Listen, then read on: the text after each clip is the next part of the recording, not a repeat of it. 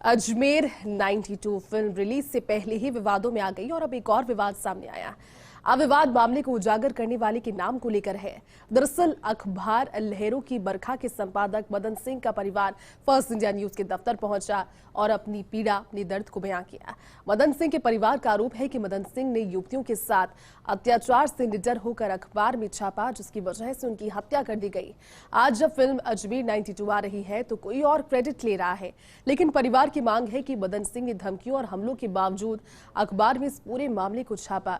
ये बात दुनिया के सामने आए और आरोपियों की गिरफ्तारी हो, जिससे मदन सिंह को न्याय मिल सके। मदन सिंह के परिवार से बात की सहयोगी दीपिका सिंघल ने।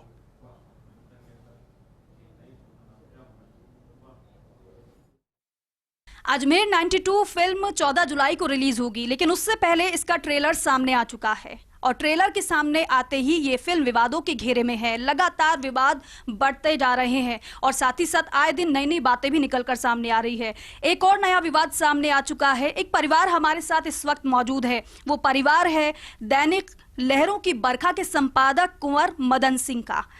कुंवर मदन सिंह ये वो है, ऐसा परिवार का कहना है, कि जिन्होंने पूरे मामले का खुलासा किया था।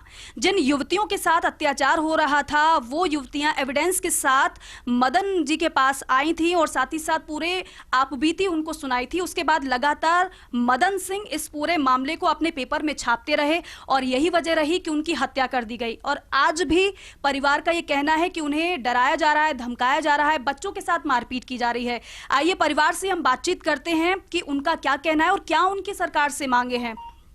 मैम, सबसे पहले तो आप बताइए कि आप क्या कहना चाहती हैं और क्या हुआ था उस समय। मैं कुंवर मदन सिंह, पत्रकार, दैनिक लहरों की बरखा के पत्रकार कुंवर मदन सिंह जी की बहन हूँ। मेरे भैया ने सीरियल बाय सीरियल ब्लैकमेल कांड छापा था, जिसके कारण उन्हें पहली बार गोली, लड़कियां उनके पास सबूत सहित लेकर के आती थी और उन्हें पहली गोली जब वो रात को पेट्रोल भराने जा रहे थे तो पुलिया पे मारी गई। एक वैन उनका पीछा कर रही थी। उन्होंने जब शक हुआ तो पीछे मुड़ के देखा, तब उन्हें एक हाथ निकलता दिखा और उन्होंने गोली मार दी। मेरे भैया के पीछे कमर पे गोली मारी। मेरे भैया के गोली मारते मेरे भैया वो नाले के नीचे, जो पुलिया जो ऊपर थी उसके नीचे नाला था, उसमें छलांग लगा दिए। छलांग लगाने के बाद वो लोगों ने अनाधुन गोलियां चलाई। नीचे जाके मारने की कोशिश करी तो डॉक्टर राजकुमार जयपाल, जो वहाँ का पूर्व विधायक था पहले उस समय का, तो उसने कहा कि नीचे मत जाना, नहीं तो भींच के मार देगा।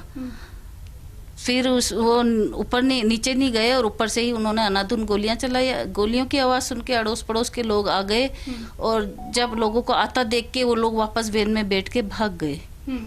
और उसके अंदर थे राजकुमार जयपाल, सवाई सिंह, सुधीर शिवहरे प्रिंटिंग प्रेस का मालिक और उस सवाई सिंह का भाई पप्सा। उसके बाद जब वो वहाँ पे नाले में कूद गए तब उन्होंने अड़ोस पड़ोस के जो लोग उठे थे तो उनको कुंवर मदन सिंह जी ने आवाज़ दी कि मेरे ऑफिस जाओ और मेरे वर्करों को बुला के लाओ, मेरे घर वालों को, ताकि वो खबर कर सके। तब उनके घर वालों को उन वर्करों ने खबर करी। तब उन्हें अलवर गेट थाने लेके गए, अजमेर के अलवर गेट थाने पे लेके गए। फिर वहाँ से उन्हें अस्पताल ले जाया गया। अस्पताल लगी थी उनको गोली पीछे पीठ पे और पी प्रसाद, जो वहाँ के डॉक्टर राजकुमार जयपाल का गुरु थे, डॉक्टर जो थे सबसे बड़े जो गुरु थे, उन्होंने उनका पूरा पेट फाड़ दिया और गोली भी नहीं निकाली। वो गोली भी जब निकली, जब वो खत्म हो गए थे, जलाया था, तब गोली निकली थी। वहाँ पे जब वो अस्थियां लेने गए थे ना परिवार के लोग, तब गोली निकली थी। अस्पताल में ही आपके भाई की डेथ हो गई थी? हाँ, वो जहर का इंजेक्शन देने के बाद उनको घबराहट होने लगी, उल्टियाँ होने लगी और दिखना कम होने लगा उसके बाद। और मेरी मम्मी ये सब देख करके दूझने लगी, रोने लगी। फिर भी मेरी मम्मी को उन्होंने नहीं बताया कि मैं अब नहीं बचूंगा। उन्होंने अपने भाई को कहा कि मेरी भाई का ध्यान रखना, बोले भाई अब मैं नहीं बचूंगा। आप कौन है उनकी, मदन जी की पत्नी?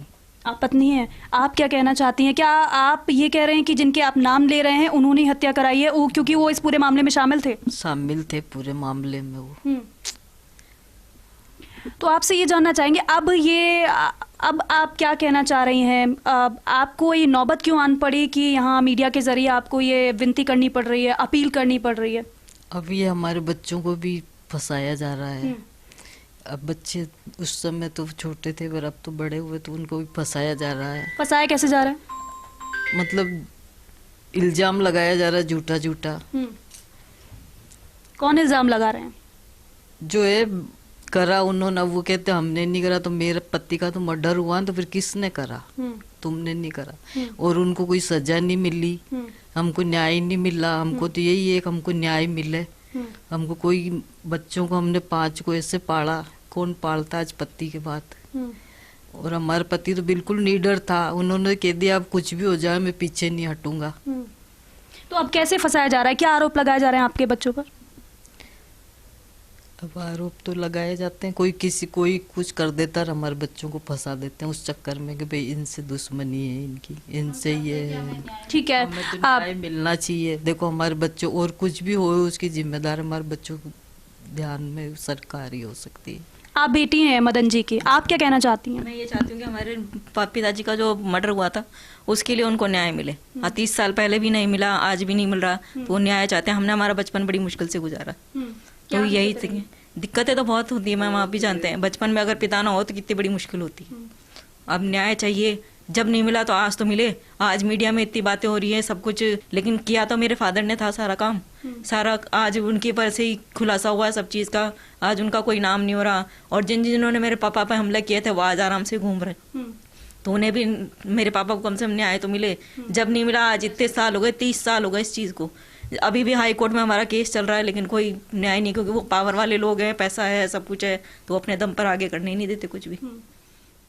आखिरी सवाल मैम आपसे, आप क्या चाहते हैं? जिस तरीके से बेटी कह रही हैं कि जिन्होंने खुलासा किया, वो आप कह रहे हैं कि मदन जी ने खुलासा किया, लेकिन उनका नाम नहीं लिया जा रहा है। आप ये चाह रही हैं कि ये बताया जाए कि इस पूरे मामले का खुलासा मदन जी ने किया था, और साथ ही साथ आरोपियों की गिरफ्तारी हो, क्योंकि अभी तक आरोपियों की गिरफ्तारी नहीं हो पाई है। वो हाँ, मेरे भैया के कातिल अभी तक आजाद घूम रहे, राजकुमार जयपाल और ये सब लोग आजाद घूम रहे। राजकुमार जयपाल, पी प्रसाद, डॉक्टर पी प्रसाद, डॉक्टर जितेंद्र चौधरी, पप्पू सवाई सिंह का भाई। हम चाहते हैं कि हमारे बच्चों को न्याय मिले, और मेरे भैया का जो हाई कोर्ट में केस लग रहा है वो आगे फाइल नहीं पहुंच रही है। तो मोदी जी, योगी जी से मेरी रिक्वेस्ट है कि हमारे परिवार को न्याय दिलाया जाए, हमारे बच्चों को सुरक्षा दी जाए। ये राजकुमार जयपाल हमारे बच्चों का दुश्मन बन के बैठा है। ये मेरे सरकार से आप क्या अपील करना चाहेंगे? मैं सरकार से यही कहना चाहूँगी कि सरकार हमारे बच्चों को सुरक्षा दे, और हमारे जो भैया के कातिल है उनको सजा दे। वो जब भी बरी हो गए थे पैसा खिला करके, वो हाई पावर वाले लोग हैं, तो क्या हमेशा पावर वालों की चलेगी क्या? उस टाइम मीडिया नहीं थी, अगर मीडिया होती तो ये सब बातें नहीं दबती। आज हमें जब ये पिक्चर बनी है तब हमें बाहर निकल के आना पड़ रहा है कि हमारा भाई जिस नाम के लिए मर गया, पैसे का ऑफर तो उसके पास भी बहुत आया था, पर उन्होंने पैसा का ऑफर ठुकराया। उन्होंने कहा नहीं, ये भी किसी की बहन बेटियां हैं, इनके लिए कोई नहीं खड़ा है तो मैं खड़ा हूँ इनके लिए। तो वो अपनी जान दूसरों की बहन बेटियों के लिए गवाई है, उन्होंने हमारे लिए नहीं गवाई है। देखिए, परिवार बेहद परेशान है। परिवार का सिर्फ इतना कहना है कि दूसरों की भलाई के लिए, दूसरों की जिंदगी के लिए, उन युवतियों के लिए उन्होंने अपनी जान गंवा दी जो कि बेहद परेशानी में फंसी हुई थी। परिवार की सिर्फ एक ही मांग है कि उनको परेशान ना किया जाए, जिस तरीके से उनके बच्चों को परेशान किया जा रहा है। साथ ही साथ जो आरोपी खुलेआम बाहर घूम रहे हैं उनकी गिरफ्तारी हो। कैमरा पर्सन राकेश के साथ Deepika Singhal, first India news, Jaipur.